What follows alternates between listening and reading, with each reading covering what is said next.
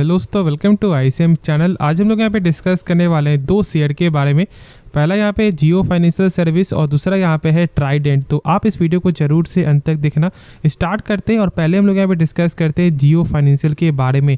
अब देखो यहाँ पे बहुत से लोग शायद ऐसा हो सकता है कि यहाँ पर अभी फंस चुके होंगे, क्योंकि स्टॉक आपको 265 तक यहाँ पे जाते हुए दिखाई दिया, लेकिन अभी फिलहाल ये अप्स एंड डाउन करते हुए दिखाई दे रहा है। अब देखो बहुत से लोग यहाँ पे ये बोलेंगे कि सर जब यहाँ पे आपको बीएसई के अंदर था, जब यहाँ पे आपको नेशनल स्टॉक एक्सचेंज के अंदर था, तो स्टॉक में जो है कुछ ना कुछ इंपॉर्टेंट न्यूज़ आते हुए दिखाई दे रहा था, कुछ यहाँ पे अच्छा न्यूज़ आते हुए दिखाई दे रहा था। जैसे आप जानते हो कि यहाँ पे मोतीलाल ओसवाल के द्वारा बाइंग बहुत सारे यहाँ पे फंड हाउस से बाइंग आते हुए दिखाई दे रहा था। प्लस ऐसा भी आ रहा था कि जो कंपनी के प्रमोटर ने भी यहाँ पे स्टेक उठाया, तो उस समय स्टॉक में लगातार गेन दिखाई दे रहा था। लेकिन अभी ये स्टॉक यहाँ पे लगातार टूटते हुए क्यों दिखाई दे रहा है? देखो यदि हम लोग एक बार देख ले तो 5 दिन के अंदर में ये स्टॉक आपको 5% तक यहाँ पे टूट चुका है।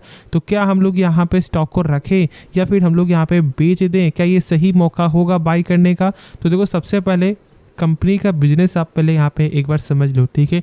कंपनी की तरफ से जो बयान आपको आते हुए दिखाई दिया था, तो उसमें जानते हो कि यहाँ पे कौन कौन सा आपको जो सेगमेंट था, पहला था यहाँ पे इंश्योरेंस, प्लस आपका यहाँ पे ऐसे तो जानते हो कि मेन है यहाँ पे म्यूचुअल फंड जो बिजनेस, क्योंकि ब्लैक रॉक के साथ जब पार्टनरशिप होता है तो ये बहुत बड़ी बात है। लेकिन शायद मैं यहाँ पे बता दूँ कि ब्लैक रॉक के साथ पास्ट में भी बहुत सारे और कंपनी के साथ भी डील होते हुए दिखाई, लेकिन कुछ खास परफॉर्मेंस यहाँ पे नहीं है। तो इसलिए ऐसा मत समझना कि हाँ भाई ब्लैक रॉक के साथ कुछ पार्टनरशिप हुआ है तो बहुत ज़्यादा यहाँ पे धमाका हो जाएगा। लेकिन हाँ एक चीज़ तो जानते हो कि भाई यहाँ पे रिलायंस कोई भी सेक्टर में जाता है तो कहीं ना कहीं वो यहाँ पे मार्केट लीडर बनते हुए दिखाई देता है। जैसे कि टेलीकॉम में गया तो आज भारतीय आपको एयरटेल से ऊपर दिखाई देता है, कहीं ना कहीं जियो।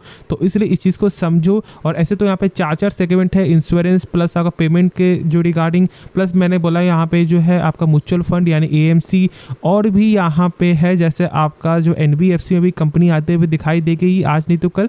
तो इम्पॉर्टेंट न्यूज़ तो यहाँ पे लगातार है। और कहीं ना कहीं मैं यहाँ पे यही बोलूँगा कि बिजनेस के मामले में कंपनी का कोई भी ऐसा जो बोल नहीं सकता है कि ये लॉन्ग टर्म में अच्छा पैसा नहीं बना सकता है बिजनेस के मामले में।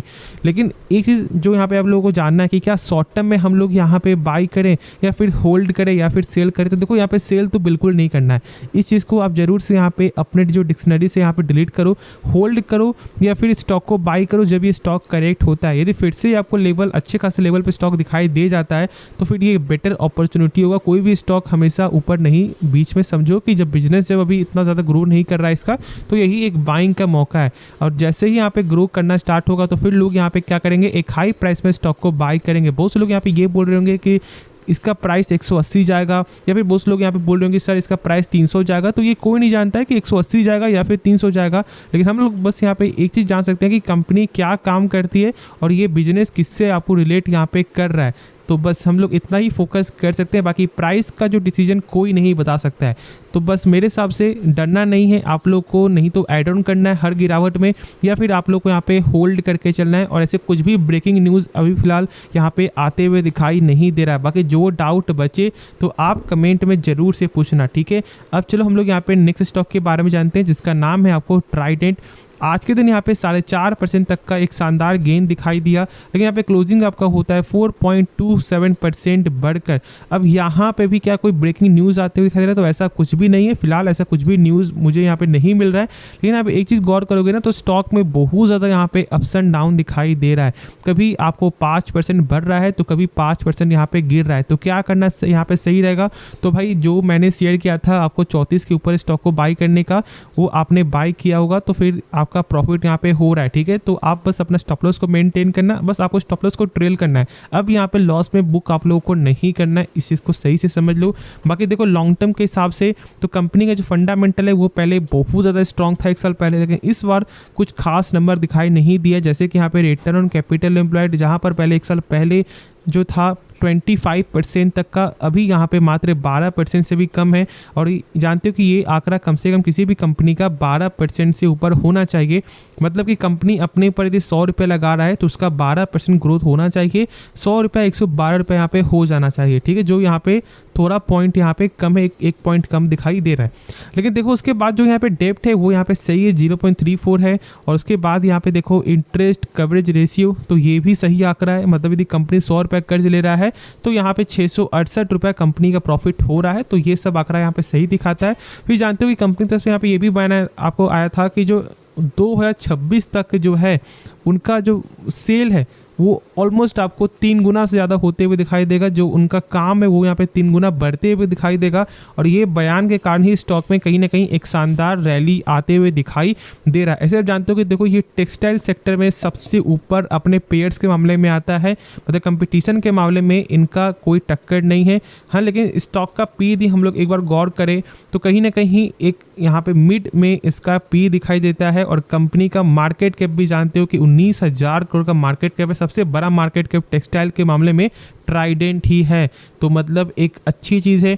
बाकी देखो यहाँ पे सेल्स के मामले में तो जानते हो कि कुछ खास परफॉर्मेंस यहाँ पे 2-3 क्वार्टर से दिखाई नहीं दे रहा है। लेकिन यदि हम लोग यहाँ पे ईयर ऑन ईयर से चेकआउट करें तो हाँ, यहाँ पे सेल्स अच्छा खासा यहाँ पे गेन हो रहा है। 2020 में देख लो यहाँ पे 4,700 था, फिर 4,500, फिर ऑलमोस्ट 7,000, फिर 6,300 और अभी यहाँ पे 2 क्वार्टर बाकी, उसके बाद भी यहाँ पे 6,146 करोड़ का नंबर दिखाई दे रहा है। उसके बाद यदि हम लोग यहाँ पे देखें कुछ और भी टर्म, जैसे कि कंपनी का कैश फ्लो कैसा है, क्या यहाँ पे कंपनी जो सामान बेच रही है क्या उसका पैसा यहाँ पे रिटर्न आते हुए दिखाई दे रहा है। तो चेक करने का मैंने तरीका बताया हुआ कि देखो ये 1426 करोड़ से कम होना चाहिए इसका नेट प्रॉफिट। और यदि हम लोग गौर करें तो यहाँ पे 442 करोड़ है, मतलब कि कंपनी का कैश फ्लो पॉजिटिव है। अब ये बहुत लोग क्या बोलेंगे कि जब सेल्स होगा तो प्रॉफिट तो आएगा नहीं, तो ऐसा नहीं होता। जैसे कि मान लो कि आपने 100 रुपये का कोई सामान बेचा, ठीक है, तो आप तो यहाँ पे जो सिस्टम में ये शो कर दोगे कि हाँ भाई 100 रुपये का सामान बिका, तो यहाँ पे मुझे 12% मान लो या फिर कुछ भी मान लो आपका प्रॉफिट हो गया। लेकिन क्या वो पैसा मिला या फिर नहीं मिला? क्या ऐसा तो हो सकता है कि आपका दोस्त बोले कि ठीक है मैं यहाँ पे 5 दिन बाद पैसा आपको दे दूंगा, तो यहाँ पे पॉसिबिलिटी तो कुछ भी हो सकता है। तो इसलिए आपको एक चीज़ जरूर जो चेकआउट करना है, खास तौर से कैश फ्लो, और ये आपको बैंकिंग और फाइनेंशियल में चेकआउट नहीं करना है। उसके बाद एक और जो है इंश्योरेंस में बहुत कम होता है, कोई में तो कोई ज़्यादा भी होता है, तो इसलिए ज़्यादा मैटर करता है एक ऐसी कंपनी में जिसका सामान बिकता है और पैसा रिटर्न तुरंत आता है। तो इसलिए इस चीज़ को समझो। और कैश फ्लो एक इंपॉर्टेंट फंडामेंटल में से एक है, और ये कम से कम नहीं भी तो अपने फंडामेंटल पार्ट्स में से ये 25% रोल निभाता है। बाकी देखो ये प्रमोटर स्टेक तो यहाँ पे भाई लगातार गेन है, ठीक है। प्लस देखो फॉरेन का स्टेक तो यहाँ पे 2.5% है, जो थोड़ा सा गिरावट हो रहा है, फिर गेन है, लेकिन सही है, ठीक है, कोई खराब नंबर यहाँ पे दिखाई नहीं दे रहा है। प्लस डोमेस्टिक वाले का भी यहाँ पे आंकड़ा सही है, एक फ्लैट दिखाई दे रहा है। और उसके बाद देखो भाई यहाँ जो पब्लिक का स्टेक तो थोड़ा सा कम होते हुए दिखाई दिया था, लेकिन अब यहाँ पे 23% का आंकड़ा है, ठीक है। 25% से कम ऑलमोस्ट यदि रहता है तो ये सही नंबर होता है। लेकिन भाई प्रमोटर अपना पूरा माल यहाँ पर दबा कर रखी हुई है, जो सही चीज़ होता है किसी भी कंपनी के लिए।